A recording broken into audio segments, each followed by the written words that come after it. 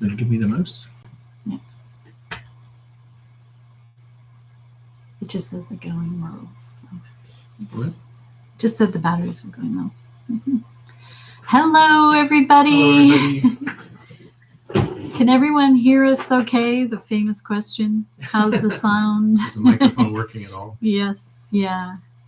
Ah, we got 22 people waiting already. Where is everyone from? Oh, we've got Paul and Mary in Windsor, Ontario. Hi, guys. It's been a while since we've caught up with you. Great. From Barbara, you can hear us. Thank you. Great. That's always good. Thanks for mic check. Yes. Oh, I realize we're looking at the ceiling a bit here. There you go. Great. Oh, Scott says you can hear us from Portsmouth. All right. Hey, that's cool. Great, Scott. Thanks for the text. Yes. And did you check out the Tilly Nashville. Endurables, Scott? You had a question about the narrow brim Tilly hat that Paul wears. Hope you found that. We love those hats. And okay, New Jersey. Hi, Zach. Eric from Dallas. Welcome. Family of 5. Barbara, great. Hi, gang. Hello, 5. Oh, wow. Is everyone watching? Yeah, Nashville, Tennessee. Yeah. Larry, great. Okay. All right. Who else? Hills of Tennessee. Great. Annapolis. Hey, Greg. South Carolina. Yes. Sounds good here in New Jersey. Okay, that's great. Yes. Those are kind. Well, it's 11 o'clock, so there we are. Greg and Christine, will be catching up with you by phone this week. I'm sorry we haven't gotten back to you. We've been looking after parents. So. Yes, it's been a year. Yeah, yes. We do the big move on Wednesday, and then all is well. So, Denmark. Hi. Oh, what time is it in Denmark? It's 4 in the afternoon or something? Yeah. No, it's 5 o'clock in the afternoon in Denmark, I think. Okay. Well, happy hour in Denmark already. Germany, Washington State. Oh, gosh. Thanks for getting up early to be with us, guys. Yeah, that's not bad. That's 8 in the morning. Oh, look at it. Coffee time. Morning coffee. So someone's having coffee and someone's having happy hour. I like that. That's really cool about yes, YouTube Live. Yes, it is. Yeah, great. We could talk to somebody in Australia. It might already be tomorrow. Yes, great. Oh, Greg's got news. Exciting. Okay, we'll catch up on that. Hi from Turkey. Oh, wonderful. Hey. Cruising in Turkey. Those are the good old days. That was a great cruise. Teşekkür ederim. Yeah. For being here with us. BJD. Yes. Yeah. Okay, Venezuela. All right. Wow. Much warmer there than here. We're up in Canada waiting to get back to the boat, but good news about that. So you can see we're in turtleneck sweaters. Yeah. It's fall weather here. It's been such a long time since we've been home. Since we've been down on the boat, I should say. Yes. We've been up home here in the studio since March. Goodness gracious. And Panama has been closed that whole time. So you couldn't come into the country. And I think they have on their list that they're going to finally open that up in mid-October. Yes. I think the 12th or something is a date. If nothing changes, Panama will allow foreign people to come into the country for the first time since March. Yeah, so hopefully by the end of this month, we'll be back on the boat. The end of next month. Sorry, October, yes. Yes, this is already, wishful I don't have thinking. a ticket yet. Wishful thinking. The airline doesn't have any tickets available, so the first tickets they're selling will be, I think, the 17th. I was just checking of October, so basically 4 weeks from today. So that would be amazing to get back on board and get back filming again. Yes. Oh, and we've got a hello from Egypt. Wow. Oh, wow. Welcome. And Greg from we'll get Louisiana. Back in Egypt someday, I hope, inshallah. Yes. Yes. We filmed in Egypt a few years ago and loved it there. Could spend it was lots a while ago more now. time. It was beautiful. Yes. Yeah. Oh, more Seattle, Washington, Oshawa, Belfast. Oh, my family's from Belfast. At Dave and Leslie? Yes. Hey, guys. Yeah. Great news. Yeah. We got lots to talk about. Aluminum boats with those guys and everyone else. That's right. You're a Allure 459, I think. Beautiful boat. Yeah. Good. Lake Tahoe. Hey. Great. Okay, so today rather than choosing a specific topic, because we've had a lot of questions come in by email and Facebook and so on, we thought we would just do a general Q&A, talking, first of all, answering the questions that we received in advance, and then answering the questions that we're getting live here. So we're going to start off talking about our integral generator replacement system, because we've had, about 6 questions in the last week or so about that. So happy to talk about that. I'll give you a bit of an overview of it. If you haven't seen any of our movies on it, the integral system is basically a thing to replace a generator with. So especially easy if you're building a new boat to include this. It's essentially a large frame alternator that goes on your main engine, and then has a very special controller, because you can't pull that much power off a normal alternator. So it's going to take quite a lot of power off the engine, and it has a very smart controller that talks to the engine and figures out how much power it can take. And uses it at the most efficient time to do it. Yes, that's a key. And we did do a couple of little videos about it, which I'll put the link in the description below after the discussion, so you can look at them. But most of the questions have been about, how we feel about it now that we've had it for over a year, and we've done a lot of miles. It's definitely lived up to my hopes for it. I think one of the biggest things is it wasn't going to be very easy in our boat to install a generator in the place that they had planned for the generator was a little cramped. So it was nice to have this thing right on the engine, and there's no generator to maintain at all. And the only possible issue with that is if the engine goes down, then you also don't have access to the generator. That's probably the only negative to the design of the integral, in that but then you can just spend more time on maintaining your engine and buy replacement parts for your engine. It has worked really great. And my only recommendation against what we did when we installed it was we didn't have a lithium-ion battery bank when we built the boat 3 years ago. It was it was still kind of new technology, borderline technology to do that. And now that lithium is the way to go, obviously you do that. And integral is well suited to that, because it can pump quite a lot of power into a battery bank. And it works great. So I see they have a new system, sort of an integrated system packaged up called Integral Lite, which comes with a set of batteries. So they're already planning the kind of batteries you get, which is a special lithium bank. So altogether, we recommend it. It worked really great, and it's still operational. And all I really do with it, besides monitoring and seeing what it's doing, is look at the belt to see if it needs replacing. But belt doesn't need replacing. So and we've done a lot of miles since it was installed. It's got a lot of hours if you look at it that way. That's a lot of oil changes I never did on a generator. Right. Yeah. So it's maintenance. So it's been great. Reduces the maintenance. 2 thumbs up. Yeah. And I love it because it tops up the power when you're not even thinking about it. So we could be sailing all day, but then we motor into the harbor and maneuver around and dock or anchor. And during that little bit of motoring time, it's, topping up the battery. It's very efficient, and, it's not like you have to sit and run the engine. It does it as you're using it naturally. Yeah. Good.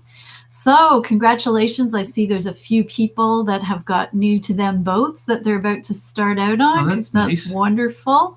And and Barbara is heading south. Hey, have a great cruise. Enjoy your boat and your time. And greetings from Chile. And Marion and Lillian are saying hi. Oh gosh, guys, how are you? It's always a thrill to be in touch people with we know from building boats over. That's right. Yes, our boat building days. Anyway, a few boats ago. Yes, and now we're building another one. Yeah. So. Okay. Do you have another question you're going to go for? Yeah, just catch up with these here. Good morning. Ibiza, Spain. Wow, great, Tony. Yeah, okay. So Lars was asking about the integral. Richard from Barrie, great. I hope we answered your questions. If not, please, ask more in the comments and we'll try and address it.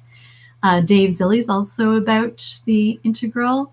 Oh, and Barbara, Sylvestra Williams she owns a 27-foot Catalina and with a 15-kilogram anchor. Oh, yes. And she was having some questions about occasionally when they back up the boat, like really does a 90-degree turn or more. And so we thought it would be good to talk about that, but also just anchoring in general and setting an anchor. Because it sounds from your note that you're doing the steps correctly, but there are a few instances where your boat can turn either from the prop pull if you're pulling back too quickly. There may be current or wind influences also. Yeah, I was going to start by saying, did she mention what kind of anchor? She just says it's no, just a 15-kilogram anchor. So that sounds like a good weight for that size of boat, quite a healthy weight. So the anchor shouldn't be a problem. Just to start with, by the way, we did do a nice little series, which we've created as a playlist on YouTube about anchoring and sort of anchoring techniques, setting the right scope and how to, setting the anchor and everything. So if you haven't taken a look at that, you might take a peek through our anchoring series. It was a popular bunch of videos, including being in a hurricane on anchor. And hope you don't have to go through that. No, but it's nice to see what happens. Yes, and that you can get through it. So we've occasionally had instances where when we're reversing, the boat will turn, and it's usually if I'm reversing too quickly. And then it pulls the boat around. Yeah, you want to definitely start off by dropping the anchor down and then very slowly just bring up on it so gently. So many times, I've probably dove on our anchor and seen it setting more than 50 times. Like actually watch it actually set probably 50 times. And that's been very, very helpful to see it. Because you just realize that if you just very slowly pull back on it, the weight of the anchor itself is pulling itself in. And if you give it a big fast pull, it just skates along the surface. So the very best thing you can do to really guarantee anchoring success is to just so slowly bring the power up so that the anchor, I mean, it's almost hard because you're looking at the shore and you're tending to say, well, we're not moving, we're hardly moving. But if you just have the gentlest tug on it to start with, then the anchor gets set directly. So I think that is the best thing you can do, really, is to slow. I think Barbara's saying there it's a Delta 15. Yeah, Delta's a great anchor. Oh yeah, we had those for quite a while. I think nowadays there's better anchors than a Delta, but in many situations a Delta is just totally fine, a great anchor. And I saw it work very well in the Med and grass and stuff. And grass would be another good example of that. So again, if you can drop it down and then slowly pull it so it gets a chance to go down into the grass. Or into the weeds or into the sand instead of tugging. So anyway, yes, so how's that? Now I had another question I just saw there. What do you think about a 1.6 meter draft going through the French canals? I'm trying to remember the number. I think you said 1.6. I don't know if you can scroll up. Yeah. You just do that. 1.6 meter draft and 4.2 meter beam is doable for the French canal. So yes, it is. You're tight on the beam, but it doesn't really matter. But you have to spend some time with the French canals, by the way, for everyone else, has a max beam of 5 meters. So 4.2 gives you 0.4 on each side. So 0.4 of a meter on each side. So like that. So if you use that much for fenders and then have some wood planks along the outside of the fenders, fender boards, then you have this much on each side of the boat, which I laugh at that. It looked really daunting the first time we went into the lock, but if you design the wood the right way, you turn your boat into a big rectangular box, and with slight angles at the front. So that's the best. So the slight angles at the front mean you can just sort of hit it. Take a look at our video on the French canals. We did a segment on how to fender for the French canals. And the French canals were such a hoot. The video series on our canals. It still remains one of our most popular videos. Yeah, and the television programs on it, everybody loved them. Almost the best, I think. It's a fun way to travel, but definitely your spec of your boat will work for that. 1.8 is the maximum draft. So 1.65 is 15 centimeters. So again, you're tight on the bottom, but so long as the boat can afford to clip the bottom once in a while, you're not going to break anything. Don't have the deepest thing isn't breakable. Then that should be fine. Should be a fun trip, but just spend some time fendering up the sides of the boat. Yes, and I just I'll do a little plug here, is we've done things on YouTube about the French canals, but the full half-hour episodes, we did 5, are on the Distant Shores DVDs and downloads, which if you go to distantshores.ca are available. We're just about to do the new DVDs and downloads for seasons 11 and 12. Yeah, we're doing them both together, so it's taking a little while. Yeah, so if you're doing some early holiday shopping, those will be going up. And the super packs make a nice gift because they're hard copy. You can hand them over, and then you can keep the downloads for yourself to watch. So just wanted to let you know that was if you've coming. forgotten what they look like, this is what a DVD looks like. It was kind of a round thing that went inside a player, and then data is sort of read off the back. Yes, it was kind of cool. But it does wrap up nicely. Yeah. Wraps up. That's right. Anyway, moving on. Hey, hi from Barcelona. We got some Georgian Bay sailors too. And yes, okay, waiting for the pandemic to be over. Oh gosh, aren't we all? Yeah. Okay, have we sailed to Baja California, Mexico, or the Sea of Cortez? No, we have not. We have just only got into the Pacific when lockdown happened. And we're really trying to figure out our plans. If you attended our last Q&A, we announced that we are building a new boat, and that Distant Shores 3, yes, we realize we love building boats. Distant Shores 3 is for sale. She's currently on the Pacific coast of Panama, and if the new buyer is interested in keeping it in the Pacific, that is what we will do. But we would like to get back to the boat and get her ready for sale. And then if the new owner wants to go back to the Caribbean, we'll help them do that. That's easy too. Whenever we have sold a boat in the past, we've done quite a long overlap with the new owner.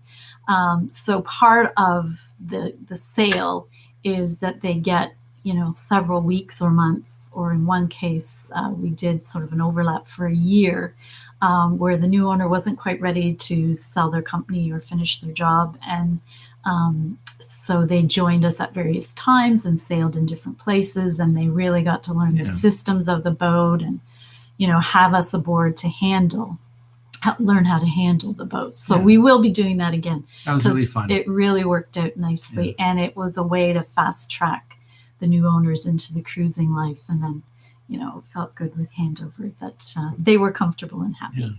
So watch distantshores.ca. If you go to under about our boats, we'll be putting all that information up once we get back to the boat and establish a price for it and so on. But if you are interested, either sign up for our newsletter or send us an email, distantshores@rogers.com.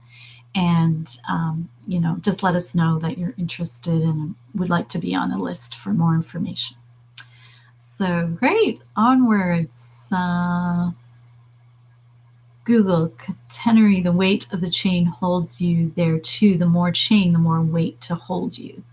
Yes. And that is maybe you could talk a bit about short scope deep water anchoring. We did a video on that as well and talked about using the weight of the chain. Yeah, that's true. It's definitely a factor. If you could imagine a boat held with an anchor and it just had a very thin, invisibly and super strong line, every time you pulled against it, it would immediately pull tight right away and jerk on the anchor and pull it out. But having a chain down, when you pull on it, the chain starts to straighten out and increases the pull quite a lot, gently, until it reaches that final point where the chain tightens all the way. So catenary helps quite a, or catenary, I thought it was catenary, I'm not sure how it said. Helps a lot with holding your boat and making the motion softer when you're at anchor. And it's especially important, especially a big factor, the deeper the water gets. Then you have more and more chain out, so there's more and more weight hanging down like this, so that when the wind pulls tight, it starts to sort of straighten out slowly and slows the boat from moving hard against the anchor. So that's definitely a factor. It's one of the reasons you don't necessarily want the super lightest weight chain. because it's helping anyway to hold you with that extra weight. Right. Yeah. So, yeah. And again, we did a video on that where we swam down to the bottom. I think it was nearly 50 feet deep. I swam down to the bottom and sat there while you yanked the boat backwards, and you could see that although the chain came up, it never came straight, even though you crashed backwards in reverse. And we and most long-term cruising sailors do use an all-chain anchor rode. For the weight, just for safety, because if there's rough edges of things on the bottom, often people will have rope attached to the anchor and then chain just to give it stretch, or the other way around. And then you're a little bit at risk if somebody runs over the road and cuts your anchor line. So just having all chain is good insurance especially if you're living aboard and all your possessions and worldly belongings are on that boat. Sure, but nobody wants their boat drifting around anyway. Well, no, of course not. But some boats, it's harder to do all chain if it would turn out to be very heavy for a lightweight cat or something. So some people don't. Yes. Hey, there's Double Star. Hi, guys. Hey, wow. Are you guys in the States heading back down to the Caribbean for the winter? I'll be interested to see what everyone ends up doing this winter for the cruising plans. Yes, yeah. Check out their social media and websites. Gorgeous cooking goes on that beautiful boat. So really yummy pictures on their site. Okay, hello from Texas. Hey, yes, we have a lot of viewers of our TV show in Texas. If you're in the U.S., the Distant Shores TV series airs on AWE TV. That's AW for Wealth of Entertainment. And they just licensed all the new shows, plus renewed all our old episodes. So if you need to binge watch to get through the winter and you're in the U.S., if you've got that network, check out AWE or download the shows on Vimeo On Demand through our website. Yeah, great. A few more questions. Oh, thank you. Yes, hope you get back to the boat. We do too. And a question about, we've had a few questions about the new boat. Do you think your new aluminum boat will be lighter and not push through waves as well as your comparatively heavier glass boat? That's from Jesse. That's a good question, actually. I am not certain. I suppose it will be lighter. I know that when you design an aluminum boat, you design that the bottom will be, say, 10 millimeter thick and the sides will be 5 and everything. And it's exactly what you get because you buy the plates, you bend them in, and it comes in exactly the planned weight. Whereas glass boats tend to come at slightly different weights as the person who applies the resin and everything. It comes out slightly different. So I do think the new boat will be a little bit lighter, although I suspect it'll move through the waves as well. I think it just won't be so heavy in the water probably as the new boat. A bit more controllable when you did the design. And Greg had a good question. We were talking about all chain anchor rode. He mentioned that we had a rope bridle or anchor snubber. An anchor snubber, yes. So we should talk about anchor snubbers. Yes, the snubber is really important, especially if you have all chain, because definitely the catenary, when you're pulling back and the boat is dragging back on her chain, that will tighten up at some point. And when it comes tight, you'll get a real bang if you don't have a snubber on it. So we call it a snubber where we've put a hook or attached the rope somehow to the chain, say 20 to 30, 40 feet away from the boat. And now there's a loop in the chain, and then this rope is absorbing the shock of that. So the shock absorption really helps a lot with a snubber. We call it a snubber or some sort of bridle if you want to have two on it for catamarans and stuff. Yes, yeah. Oh, and Double Star's heading for the Azores. Hey, great. Yeah, we'll catch up with you guys and share our notes on that. You're going to the Azores this fall. That's interesting. Wow. Okay. Might need some crew. Wink. Yes. Oh, someone's asking, did we say, yes, AWE TV is in the USA and territories. And so it's also in the Caribbean. We've seen it in the Bahamas. Yeah, a lot of people in the Bahamas watch the show. Puerto Rico, and some of the islands. Yeah. Okay. Hey, hi from Quebec. Hello, Quebec. Yes. Hey. And Texan. Texan and Saudi. Wow, that's exciting. Okay. What time it is over there? Yeah. Chile. That's early morning. Yes. Oh, quite a few from Turkey. How great is that? We love Turkey. We spent a few seasons in Turkey. I think we had 3 years, did we, all together? Yeah. We got up to Istanbul. We sailed the south coast, which is totally gorgeous. And we even explored inland and went hiking in the mountains toward, not as far as Cappadocia, but up in central mountains. And oh my gosh, yeah. What a hoot. Beautiful country you guys live in. My big regret about Turkey was the time we were there, we were not filming in HD. We were filming in SD. So the programs are smaller and squarer. And although they're still a great adventure to watch. They're still available, but But I wish we had been filming in HD when we were there. Well, now we have an excuse to go back there, don't we? Especially with the new boat. Most likely the new boat will be built in Europe. Yeah. Paul's been talking to yards in Holland. So if the boat's built there, it would make total sense to cruise the Med when we finish. So, okay. Falmouth. Oh, Falmouth. Hi, guys.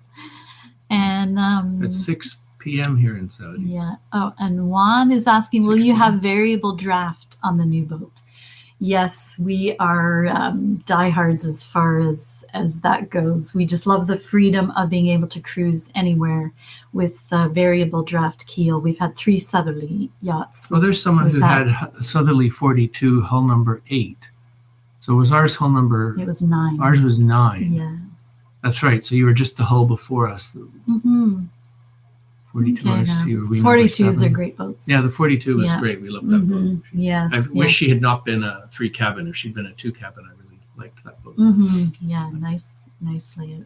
Yeah, so Paul and the designer that we're working with are currently working on a whole new design for a variable draft keel. That's one of the sort of different unique things that we want to do with with Distant Shores 4. Gosh. I like building boats. Why yes, not? We realize we really like building as much as cruising. Yeah. Hi from Kingston. Someone's going to wait for us in Bodrum and Marmaris in Turkey. All right. Nice memories there. Okay. Oh, yes, Richard. We are ready to receive our Leopard 45L and are planning to add the integral system and are excited to cruise the Bahamas in spring of 2021. You're going to have an amazing time, Richard. Anyone that follows us knows we love the Bahamas. And that is a possibility that we will be taking the boat back to the Bahamas. Taking DS3 back in a few months, basically. Yes. In a couple of months, we could be sailing back to the Bahamas if a person's interested in buying the boat and sharing a handover cruise or doing an extended winter, spending time in the Bahamas for the winter. That could be the answer. With everything sort of uncertain and countries opening and closing and restricting and unrestricting, we feel the Bahamas is a really great place to spend this winter, if it remains open, of course, because you just clear in once and you have such a big area to cruise, and the restrictions are basically the same for the whole country. I think they've got, at the moment, different restrictions for Nassau and Grand Bahama, which are more populated. Yeah. But we're keeping an eye on that. Yeah, but going through the Caribbean, every country has different restrictions. So that's our plan right now. As we all know, everything changes from day to day, but we'll see how it goes. Someone's asking, what's the biggest sailing expo in the world? And I would say it's Dusseldorf. I think Dusseldorf, especially this year since Annapolis didn't happen or will not now be happening. And Southampton and Newport is canceled. They're a bit smaller, but Dusseldorf is supposed to be going ahead, and Dusseldorf is an amazing show, especially if you're at all interested in a European boat, because most builders in the world try to get to Dusseldorf, which is the biggest show in the world, especially indoor show. It's in January, and I believe it's going ahead. We did do a video. If you look at the video on when we released the Distant Shores 3 or Southerly 480, we did a whole thing about the boat show, because there's like 17 halls it's huge. With every kind of boat, and you've got to stay for a couple of days. Boating supplies, and so if you need to go to one boat show, that's the place to go. Everybody's there that can be, and it's a lot of fun, isn't it? We had a great time there. Someone's asking about our minimum, maximum recommended size for a beginner who wants to do long-term Caribbean cruising. I think Caribbean, it's always breezy. So you want to have, you got to do some offshores So I think nice is sort of 37, 38, up to 45 or so. It's because the waves get pretty big between the islands, and that sort of boat can handle that kind of thing. Right. Yeah. And either multi-hulls too, because even shorter multi-hulls tend to bang as they go upwind. So the bigger boats always tend to level out the seas a little bit better. Yeah. So 38 or 40 is a good, certainly a beginner size is a reasonable size of boat to have for a first boat. Yes. Yeah. More questions about our electrical generator replacement system. We spoke a little bit about that at the beginning of our discussion today. So if you check the recording later, we did lots of notes on that. Plus that we have a couple of videos on our YouTube channel about that. In summary, for the overall verdict was it's great. Yeah. We enjoyed it. It's had no maintenance on it, which puts it way ahead of if we'd had a generator. It would have been maintaining the generator this time. We carry a spare belt, which is the obvious thing that's going to break one day. Right. But it hasn't even worn yet, but it will break. Yes. But we have a spare, and so that should be all we need. It was great. Yeah, and it gives us a lot more storage space because the generator takes up a lot of room. Yeah. Okay. Yes, cool breezes up in northern U.S. and Canada today. Let's see. The ideal sailboat length for the Mediterranean. Oh, for the Med. Yeah, no, that's interesting because the Med, you can go for a smaller boat, and also catamarans are going to be more trouble. So any of those busy harbors that we've, in our experiences, I went into a couple of offices and I'd say, "Hi, I just wanted a space for my boat," and the guy go, "Don't tell me you have a catamaran." So the beam of a boat is almost a bigger problem. Yeah. And also anything over 15 meters, which is about 51 feet, I guess. So they're going to, or 49, they're going to be telling you that they want you to call in advance and reserve a slip. So anything less than 15 meters and a monohull is going to be much more welcome in different harbors around the Mediterranean. Yeah. In terms of sailing, the waves, the distances are smaller, the seas aren't as big. So you don't need a bigger boat to level out the seas as you would benefit from. Now, if you like multi-hull sailing, the Greek islands are pretty great because it's common that there's just a town wall and everyone drops an anchor and goes stern to. So there, your beam isn't so much an issue, but more in Western and Central Mediterranean, their history is of smaller boats, smaller fishing boats. So the harbors tend to be set up for that. And a larger, wider boat can be a challenge. Now, of course, that's not everywhere, but you're just a little bit more limited in places in the Med. And also in Scandinavia, when we had Distant Shores 2, our 49, we went up through Northern Europe. And there, again, the harbors are built for smaller boats. Yeah, we were big. Our 49 was a big boat. Everyone said, "What do you have such a big boat why do you for?" need such a big boat? We live on it all year round. You guys are having your weekend on us. You have a 31 or 35 footer with 9 people on it for the weekend. Yeah, having a great time. Having a great fun. So it really depends where you're cruising.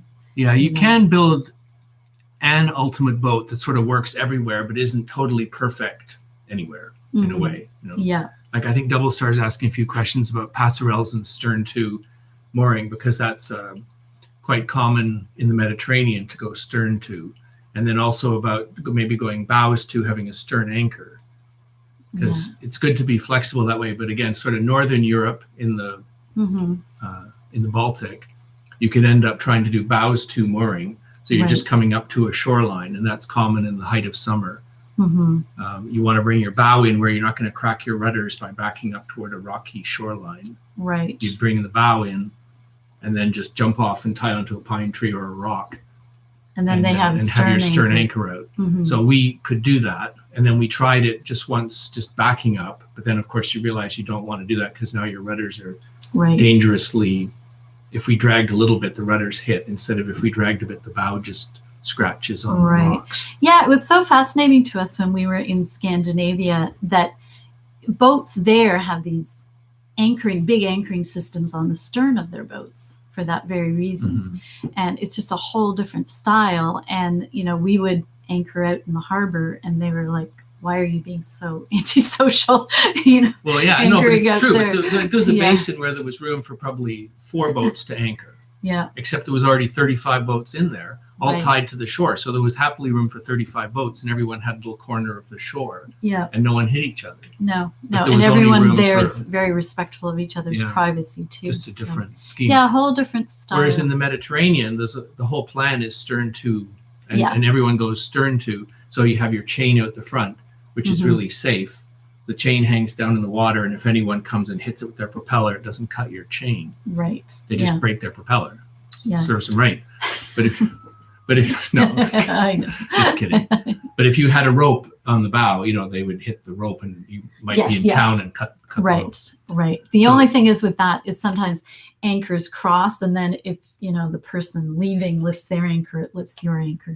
Yeah, but But- everyone's used to it. It's so Mhm. basically nobody goes bow to, or very few people go bow Yeah. to Mhm. in that situation, unless it's the marinas where you're tying with lazy lines to the bottom. So, Mhm. so really, you want to be able to set up. Most important for the med to be able to go stern to and climb off with a passerelle that can handle some different heights of docks. Right. If you have a fold down transom, that could work. Mhm, but yeah, we again, it did puts that a with the rather 49. Dangerous, perhaps, having this expensive thing near the dock. So Mhm. you have, if you want to bring your boat up and you have this big folding platform that you're folding down, you want to climb off. Yeah. Then that has to be really close, and you could bang it if you weren't Right. Or careful. Whereas a remote raise passerelle, it. you're just Yeah. going to hit your cheap little passerelle, Yeah. hopefully. So Yeah. we went for the passerelle route. Right. Yeah. And often in many of the harbors in the Med now, rather than you dropping your anchor, is they have these lazy lines set up. That's most common now. Yeah, that is a lot more common than dropping your anchor, and it's a lot safer. Yeah, you need a Yeah. big pair of gloves because you get your hands all covered in Yeah. icky stuff on the lazy line. But you drive your boat in or back your boat in, whichever you're doing, Mhm. and then pick the lazy line out of the water and pull it tight and tie it onto the bow and tie the stern on. Right. And when you want to leave, you don't have to bring your anchor up. Yeah. Question about number of anchorages in the Med. It really depends where you are in the Med. For example, we found in Italy on the Italian coast, there were very few places to anchor, and that you tended to have to go to marinas. Where in the Eastern Med around Greece and Turkey, there's a lot lots more and places lots to of anchor. anchorages. And, Yeah. and I think that's why it's such a popular cruising ground. But like the coast of Spain had only a few anchorages. That's right. Yeah. And the joke was the best anchorage is in the Mediterranean, in in the Balearic. eastern, Yeah. or sorry, the Western Med. The best anchorages are actually Menorca, which has a good one, Mhm. and July and August, because Yeah. those 2 months it's so calm you can basically anchor most places In any most of the time. Cove or coast, but Yeah. otherwise the winds are spinning around and it's very Whereas, hard. for instance, the Turkish coast, so a lot of it has a lot of indentations and Mhm. a ton of really nice places to anchor. So Yeah. Okay. Question about health insurance for sailors. I'll let you Yes, deal with that that's always a big one. We live in Ontario, Canada, and we have health insurance here. It's called OHIP. And there are rules for it that, you're covered if you're in the country for 6 months, and you can't leave for longer than 6 months in a calendar year. But once in your lifetime, they will extend it to, you can do a 2-year cruise. That is if you want to stay in that health plan. But there are, extended travel health insurance. For example, we often get top-ups from when we're out of the country. OHIP only will pay 80%. So we get additional travel insurance. We get it through the CAA, which is like AAA in the US, but there's all kinds of others. But if you're extended cruising, and Dan Boater is another one that's good for sailors. But if you want to be longer than 2 years, or your country doesn't have sort of the health plan that we do here, there are insurance companies for expats, and I'm sorry, I don't know the name of them because we don't use them. But if Maybe you someone do could some chime in searching, or if anyone has experience with if anyone that. Yeah. has experience, Yeah. I think if someone here wants to chime in with recommended insurance, that we don't really know. So Yeah. But there are ways to get insurance, and there's different levels of deductibles. So, you could have a high deductible and just pay for the general things. Because we find once you're out of the USA, good medical care is pretty affordable. yes. And so maybe an insurance policy that just covers you for real, terrible situations. You want repatriation for Yeah. major problems. Mhm. But most sort of, and we've run into a lot of people. We've never had to make anything other than small doctor visits that ended up costing us $50 and stuff. Yeah. But we know people who've had bigger problems. Mhm. Fall off a motorcycle and wind up in hospital for a couple of weeks. Right. And a propane explosion in the Bahamas that injured some fellow below his waist. They ended up paying ridiculously small amount of money just directly to the health system of the country. Right. And you can't say it's going to happen in every situation, but it seems a lot less of a worry traveling internationally than you might expect. Yeah. Hope that answers some questions. Somebody had a question: what percentage of boating is motor sailing versus sailing or pure motoring? That's a good question, and that sure varies based on boats, based on cruising area as well. So I think like our Atlantic crossings, the last few passages we did, we had cross Atlantic, I think the previous 2 times ago with 0 motoring out of 11 days. That kind of, we've done a number of ocean crossings where we just haven't motored at all. Yeah. And just sailed, and not motor sailed either. Just we'd actually turn the motor on and just leave it in idle in order to run the generator. Yeah. And that was it, and not motoring. We've also had an Atlantic crossing where we motored quite a bit, where we planned to cross from the Bahamas over to the Azores. So then we planned to go through a really calm area, and it was just flat as a mill pond. And we motored for a few days at a time. So it depends on the area, but it really depends also. You want to be totally sure that your boat has a completely clean bottom and I think a feathering propeller or something that allows you to sail. Like that Atlantic crossing we're just talking about. Yeah. We sailed for a number of days, just sort of ghosting along at 4 or 5 knots in about 5 or 6 knots of breeze. So the fact that Distant Shores 2 is extremely good in light air, as is Distant Shores 3. Having a tall mast, and we had a very clean bottom and a feathering propeller.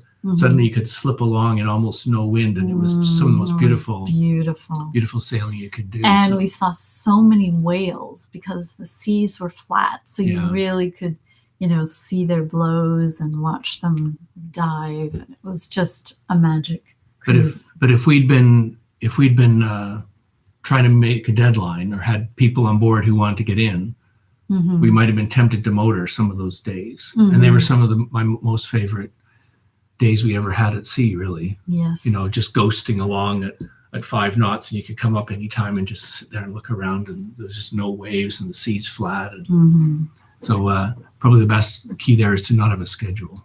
Yes. Yeah. Question about somebody sailing wind therapy got insurance quotes from Cigna Global, and it looked pretty good. So those talking about health. Thank you for that. Yeah. Is there a listing for Distant Shores 3? Not yet. It will be in a few weeks. We want to get back to the boat and so on before we get she that needs going. tidying up at the moment a little bit. I think she's got a little bit of she's been dusty. Sitting in the water for a while, but we'll have that all cleaned up.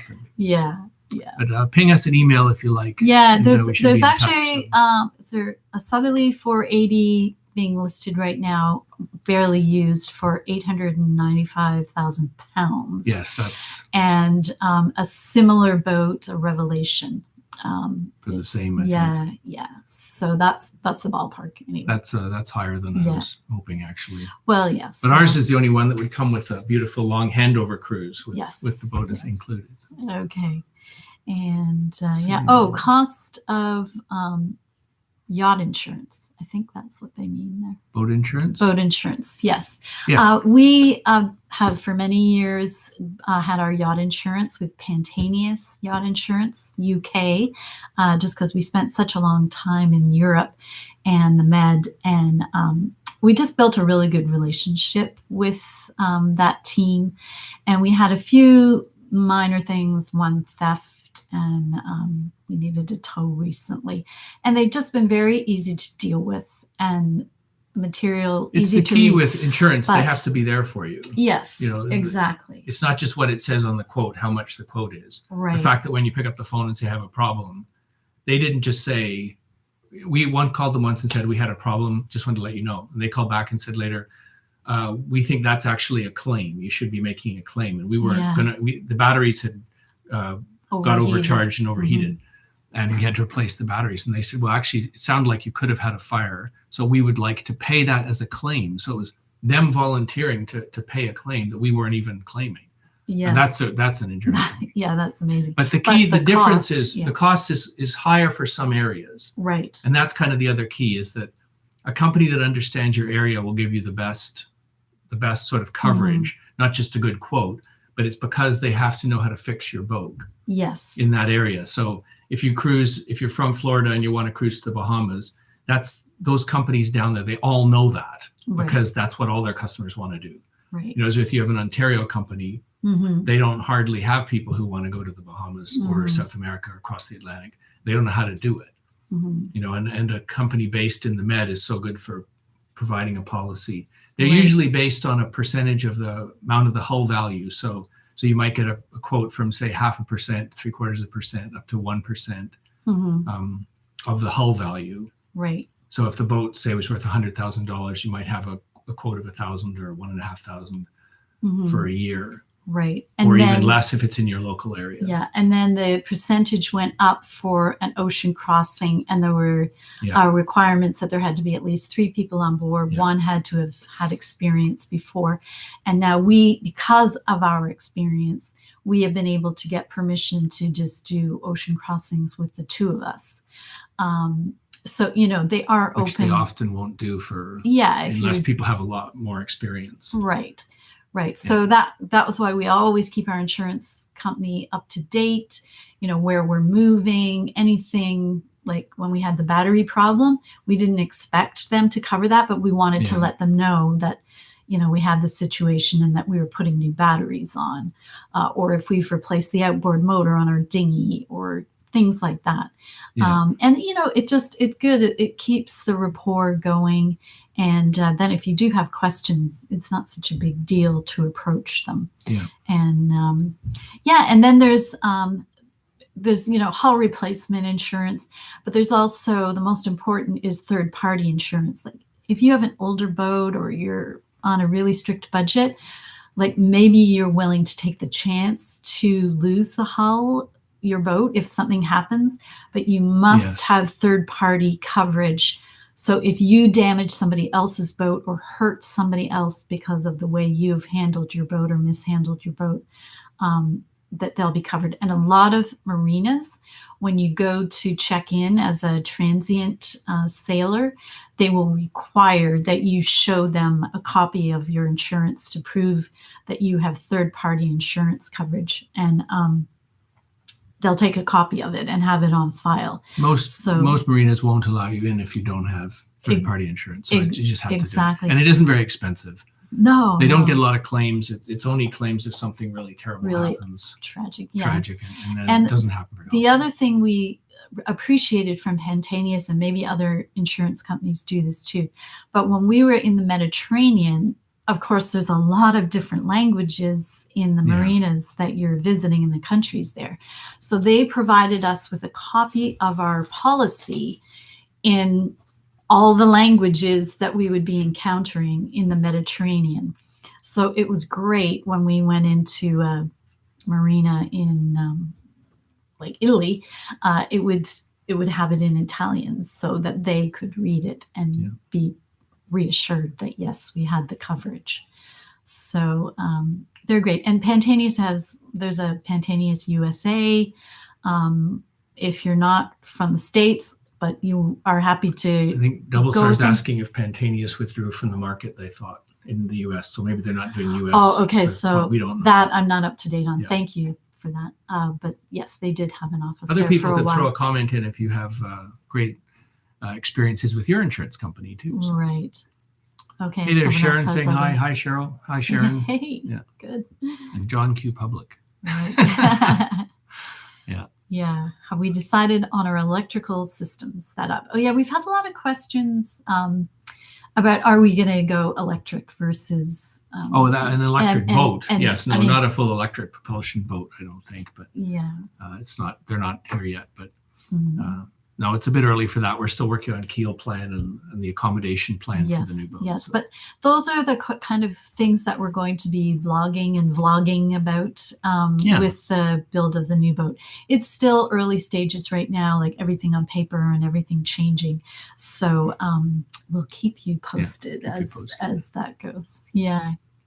Okay. Oh, thank you. We always look so great. Do you have a special diet, or do you always eat locally? Also, do you work out while cruising? Well, thank you very much. Thank you. Yes, we do eat locally. That's one of the things we love when we're traveling is shopping at local markets. Both of us love to cook, so we like fresh foods and experimenting with new menus, and we do tend to attempt to eat a little bit paleo, like just low carb, basically. We find we just feel better. And especially on a passage, we went totally paleo on that nice Atlantic crossing that Paul was talking about with the calm weather. And it was so good that we didn't have to bake bread and worry about like all of that stuff. It was just like a lot of vegetables and proteins, and we felt really good and we slept really well. But we don't keep to a strict diet. We just try to eat in a healthy way. And living on the boat is a pretty physical lifestyle. So just the constant motion of the boat. We don't have a car, so we're lugging and carrying groceries and walking and swimming and diving. Oh, that part works out. Yeah, when we're ashore, we do fine. Yeah. Sometimes the long passages I find are difficult because I can't get out and do my run, which I would normally do. Yeah. So I try to get in the cockpit and dance around like an idiot on my watch. We do a lot of dancing on our watches, don't we? Well, you need something to sort of get your heart rate up a little bit. I mean, the occasional winching the winch doesn't really raise your heart rate very much. No. But moving around, I kind of we do on passages. We do lots of knee bends as we're standing at the helm. Going. You do a fair bit of core exercise you get because you're moving, you're being thrown around on certainly a rolly ocean passage. Yes, yeah. On the last crossing we did, there were 6 of us on board, and Which, to Panama or across the Atlantic? Across the Atlantic. 6, yeah. And it was Shirley and I had the midnight to 4 a.m. watch, and we had this whole fitness routine worked out that we would start. Well, we had a whole routine. We'd start with a cup of tea. You guys also made too many amazing good meals, so I don't think anybody really lost any weight on that. Well, Nick said he did, but I don't know. We had fun with that. Yeah, you guys cooked up a storm, that's for sure. Anyway, well, thank you. Yeah. Well, we're nearly at an hour here. Yes, gosh, well, the time just flies. We really enjoy doing these Q&As, and we so appreciate you all coming out and for your questions because, it gives us ideas for things to do videos on and articles and so on. Oh, and speaking of articles, if you're in Canada, Canadian Yachting, the October issue just came out, and Paul and I have written a 2-part series on cruising the Bahamas. So part 1 came out on that. The digital version is available online. So if you're interested in seeing that, if you're thinking of cruising the Bahamas, just go to Canadian Yachting, search on Canadian Yachting magazine. And I think you have to subscribe, but it's a free subscription for the digital version. And that's cool. There's a whole thing on winterizing your boat and all kinds of other great stuff. So just wanted to mention that. And someone else saying Pantanius is not insuring in Florida. Okay, so someone thanks else for the update. They would over 200,000. So okay, well maybe we're not Florida. Sure. Yeah. Okay. But someone else is recommending Chubb, so that's good to hear. Yeah. Yeah. Oh, and how do we keep our face and skin protected from the sun? Hats. Yes, we both have Tilly hats. We love Tilly hats. They're very expensive, but they are designed by a sailor. they have like a secret pocket in the top that you can keep your credit card or money or passport or whatever. Or in my case, forget that I've left a $20 bill in my hat for the last 2 years. Yeah, but the beauty is they have a lifetime guarantee. So you can have your hat for ages, and if it wears, you just send it in and they replace it. And I think you've had about 3 hats replaced over the years. But definitely, I think clothing is my first attempt at sort of skin protection. So I often wear long sleeve shirts just to keep the sun off. Right. Sun off, and either something like a buff like this. I know it's sort of COVID fashion these days, but we've been wearing these all the time, because then if we forget a mask, we can just. But in Panama, when we got to Panama, we arrived in Panama in January. Good point. And people were already wearing these, but just around the water. So you just go like this. If you wear it up like this, it's protecting your ears against the sun. And the guys are outside with a little baseball hat on, working on fishing boats and stuff. It was quite common to protect against the sun with this. This is a thin one made in Florida and designed to be used just for sun protection. Yes. And then, of course, we use hats and long shirts. Yeah, and you will notice in our videos that often we're not wearing a hat.